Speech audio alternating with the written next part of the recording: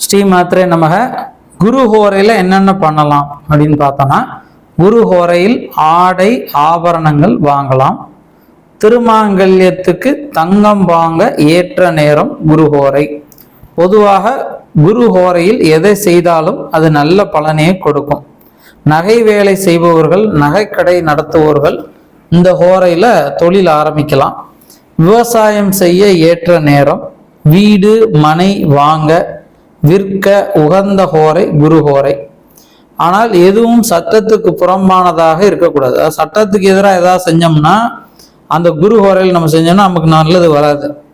சட்டப்படி, நியாயப்படி, தர்மப்படியான விஷயங்கள் மட்டுமே இந்த குரு ஹோரையில் செய்யணும். இந்த வீடியோ உங்களுக்கு பிடிச்சிருந்தா மறக்காம லைக் பண்ணுங்க. நம்முடைய ஸ்ரீ வித்யா சேனலை சப்ஸ்கிரைப் பண்ணுங்க. நன்றி.